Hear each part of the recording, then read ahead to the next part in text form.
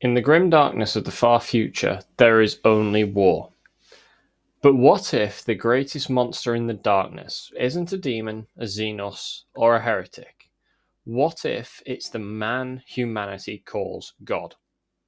Today, we're going to spark a huge debate by asking the forbidden question. Was the Emperor of Mankind actually the villain of Warhammer 40K? To most of humanity, the Emperor is the divine protector, a godlike being who watches over mankind from his golden throne. Billions pray to him every single day, believing he loves them, he protects them, and he guides them. But the truth is far darker. The Emperor of Mankind was never a god. He was a genetically engineered immortal, a psychic warlord who sought to dominate humanity, not to save it. He crushed religion, erased cultural identities, and demanded obedience to his vision of a unified and secular empire. In his eyes, humanity didn't need freedom, it needed control. When the Emperor launched the Great Crusade, he claimed to be liberating humanity's scattered colonies. But liberation came at the edge of a chainsword. Worlds that refused imperial compliance were exterminated, cultures were destroyed, histories erased, languages forbidden. Even human worlds that simply wanted to remain independent were crushed beneath the might of the imperial war machine. It wasn't a crusade of enlightenment, it was a galactic conquest, pure and simple.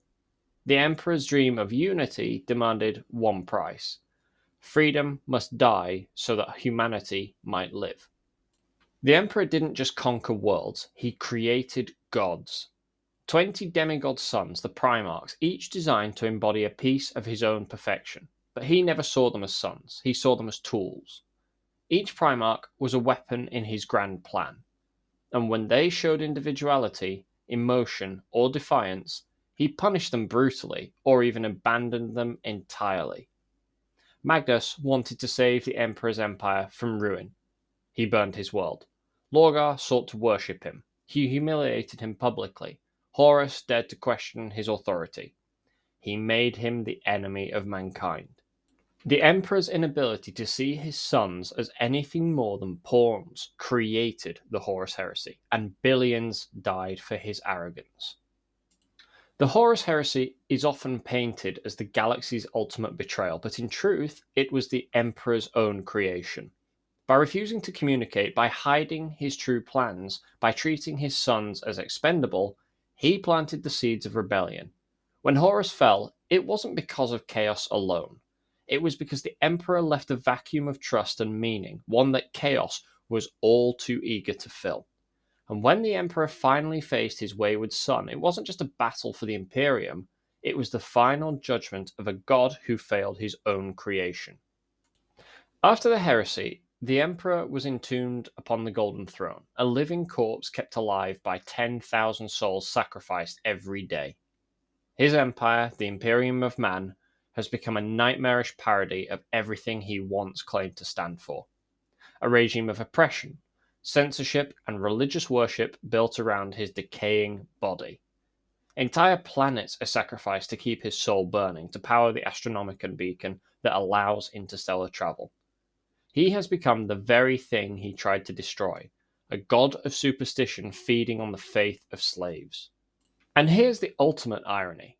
The Emperor outlawed religion, executed those who worshipped false gods, and preached reason over faith. Yet now his empire runs on faith alone. Priests chant his name, the Inquisition burns worlds in his honor, billions die believing he will save them, but he never answers. If the Emperor truly is conscious, he must know the horrors committed in his name. And he allows it to continue, because without that suffering, his Imperium collapses. He has become the ultimate tyrant, a silent, rotting god who rules through fear, ignorance, and blood. Now, to be fair, the Emperor did save humanity from extinction. Without his psychic light, chaos might have consumed mankind millennia ago. But here's the question. If survival requires eternal suffering, ignorance, and oppression, can it really be called salvation? The Emperor may have saved humanity's body, but he damned its soul to hell. In Warhammer 40K, there are no heroes, there's only survivors. And the Emperor of Mankind is not a saviour, not a god, and not a saint. He is the architect of the Imperium's horror, a man who demanded perfection, crushed freedom, and built a golden empire of bones. He is not the hero of humanity. He is its greatest tragedy. So what do you guys think?